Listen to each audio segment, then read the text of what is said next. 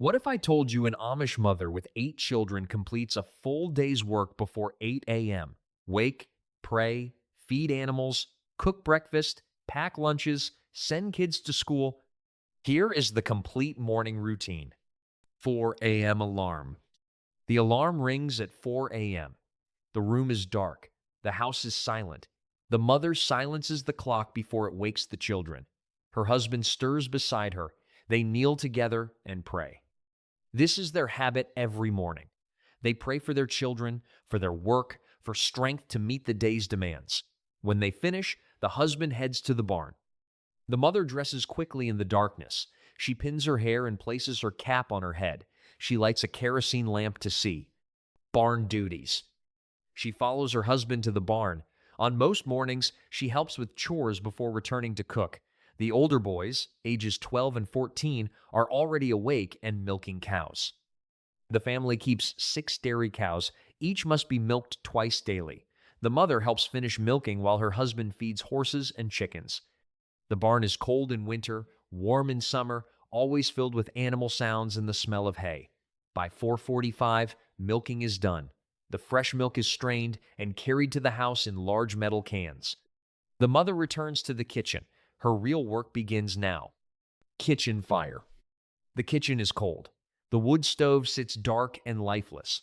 The mother opens the firebox and checks for hot coals from the night before. Sometimes a few remain.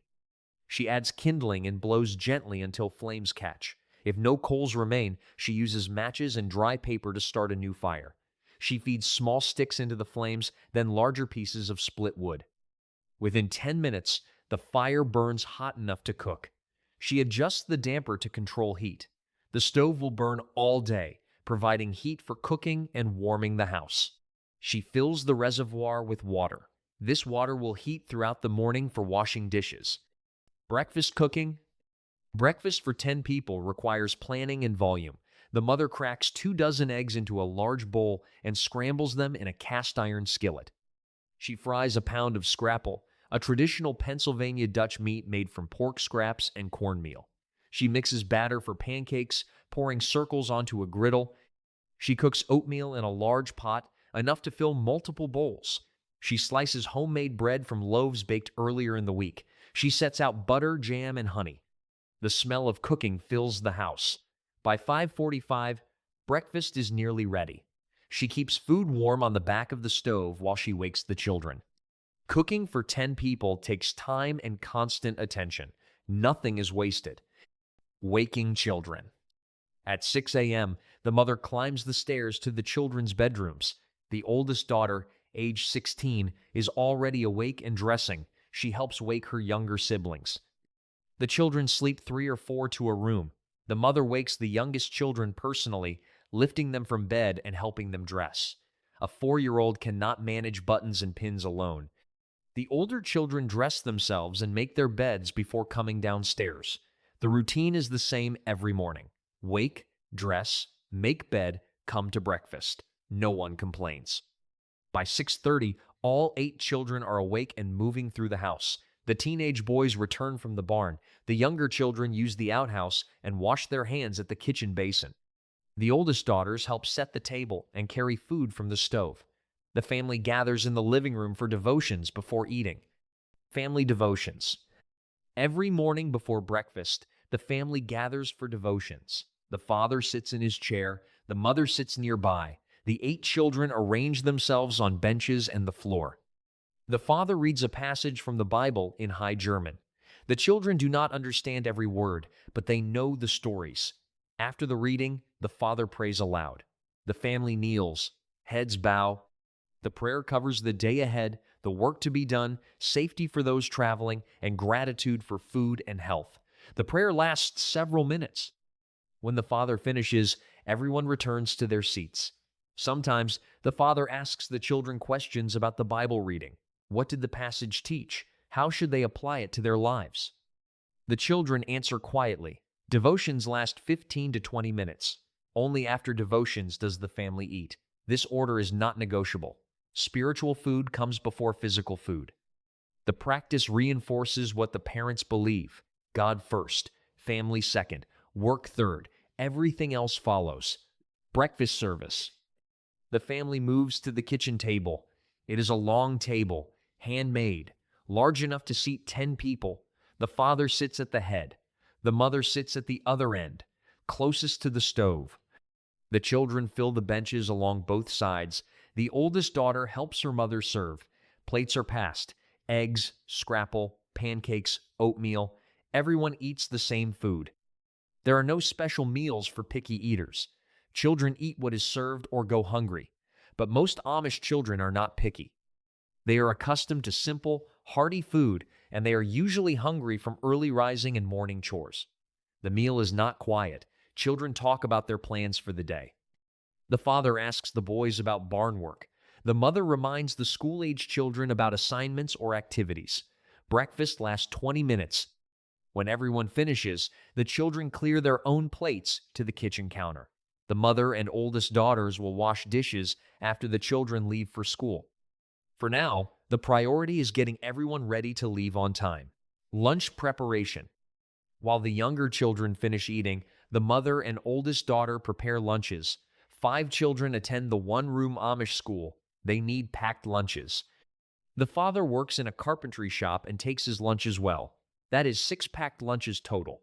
The mother uses simple containers, metal lunch boxes for the children, a larger pail for the father. She packs sandwiches made from homemade bread, sliced cheese, and leftover meat. She adds apples from the cellar, homemade cookies, and thermoses of milk or water. The lunches are not elaborate, but they are filling. The children will eat at noon during their school break. They will return home hungry in the afternoon and eat again at supper time. Packing 6 lunches takes 15 minutes. The mother works efficiently, assembly line style. She lays out 12 slices of bread, spreads each with butter, adds cheese and meat, closes the sandwiches, wraps them in cloth napkins, and places them in the lunch boxes. Her daughter packs the fruit and cookies. They work side by side without talking much. The routine is familiar. They have done this hundreds of times. The mother knows exactly what each child prefers and what they will actually eat. The 12-year-old does not like tomatoes. The 8-year-old always wants extra cookies. The 10-year-old will trade his apple for someone else's crackers if given the chance. She accounts for these preferences without overthinking. The lunches must be practical and portable. Nothing can spoil sitting in a lunchbox for 4 hours. Nothing can make a mess or require reheating. Sandwiches wrapped in cloth napkins stay fresh. Apples do not bruise easily. Cookies travel well. She avoids packing anything that requires utensils because children lose forks and spoons. Everything must be eaten by hand. The thermoses are filled with cold milk in summer and warm milk in winter. In very cold weather, she sometimes packs hot soup in a thermos for her husband, knowing he will be working outside in the cold. The lunch preparation happens simultaneously with breakfast cleanup. While her daughter washes dishes, the mother packs lunches. Neither task stops for the other. This overlap saves precious minutes in a morning that has no time to waste. Morning cleanup. By 7:30, breakfast is finished and lunches are packed. The children who attend school gather their belongings. The boys wear dark pants, suspenders, and plain shirts. The girls wear simple dresses in solid colors, aprons, and caps. They put on their coats and take their lunch boxes. The school is a quarter-mile away. They walk together, the older children watching the younger ones. The father leaves for work at 7:45. A driver picks him up at the end of the driveway. He works 10 miles away and pays an English neighbor to drive him. The youngest children, ages 2 and 4, stay home with their mother. The house is suddenly quieter. The mother and her oldest daughter, who is not attending school today, begin cleaning the kitchen. They wash dishes in hot water from the stove's reservoir. They wipe down the table and counters. They sweep the floor. They put away leftover food. Breakfast dishes for 10 people create a significant pile. The cleanup takes 30 minutes. By 8:15, the kitchen is clean and ready for the next meal. The dishes are washed in a deep sink using homemade lye soap. The water is hot enough to sanitize, but not so hot it burns hands. The oldest daughter washes while the mother dries and puts away. They work in rhythm developed over years of doing this together. Each dish has its place. Plates stack in the cupboard. Cups hang from hooks.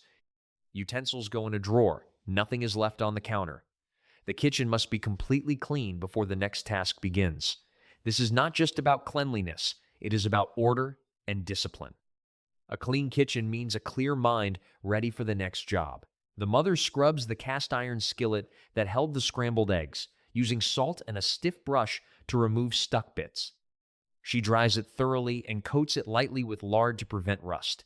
The skillet is decades old, inherited from her mother, and will last decades more with proper care. She wipes down the wood stove, removing any spilled food or grease. She empties the ash pan if needed. She adds more wood to keep the fire burning for when she starts preparing the midday meal in a few hours. The table is wiped with a damp cloth and then dried. Crumbs are swept into a small pile and collected. The floor is swept last, starting from the farthest corner and working toward the door. Dirt and debris are swept outside, where chickens will peck through it for any dropped food. Nothing is wasted. School departure. The children walk down the driveway at 7:50. School begins at 8:30, but they like to arrive early to play with friends before the teacher rings the bell. The mother watches from the kitchen window as they disappear down the road. She counts heads to make sure all 5 school-age children are together. The oldest boy, age 14, will finish 8th grade this year and will not return to school next fall. He will work full-time on the farm or apprentice with a tradesman. The mother knows this will change the morning routine. She will have one less lunch to pack, but one more person needing breakfast before leaving for work. For now, she enjoys the brief moment of watching her children walk to school together. They are healthy, they are obedient, they are learning what they need to know. When they are out of sight, she turns from the window and returns to work. The morning routine is complete, but the workday is just beginning. Laundry awaits. Baking needs to be done. The garden requires attention. Younger children need supervision. There is no rest. She glances at the clock. It is 8 a.m. She has been awake for 4 hours. Her feet already ache from standing on the hard kitchen floor. Her back is stiff from bending over the stove and sink. Her hands are rough and red from hot water and work. But she does not think about these discomforts. They are simply part of the work. She has trained herself not to notice tiredness or pain until evening when the work is done. Right now, there is too much to do. Monday is laundry day. She must haul water, heat it, wash clothes for 10 people, wring them by hand, and hang them on the line. This will take most of the day. But first, she must start bread dough so it can rise while she works. She must check on the 2-year-old who is playing in the living room. By 8 a.m., the mother has been awake for 4 hours. She has prayed. She has helped milk cows. She has lit a fire and cooked breakfast for 10 people. She has woken and dressed 8 children. She has led family devotions. She has served a full meal and packed 6 lunches. She has cleaned the kitchen and sent her children off to school. Most modern mothers are just waking up at 8 a.m. They are pouring their first cup of coffee and checking their phones. They are thinking about what to make for breakfast. The Amish mother with 8 children has already completed what many would consider a full day's work, and her day is only beginning. She still has laundry to wash, bread to bake, meals to prepare, and children to supervise. She will not sit down to rest until evening, and even then, she will be mending clothes or preparing for the next day. This is not a special morning. This is every morning. 7 days a week, 52 weeks a year. The routine does not change. The work does not decrease. The mother does not complain. This is the life she chose when she joined the church and married. This is the life her mother lived and her grandmother before that. The early rising, the constant motion, the physical labor, the endless responsibility. She does not know any other way, and she does not want any other way. Her life has purpose. Her children are being raised in the faith. Her family eats well and stays together. The work is hard, but it is meaningful. The secret to her morning routine is not a special trick or hack. It is simply waking early, working hard, and doing what needs to be done without complaint or delay. 4 hours of work before 8 a.m. That is the secret. That is how an Amish mother with 8 children manages her household. She works while others sleep.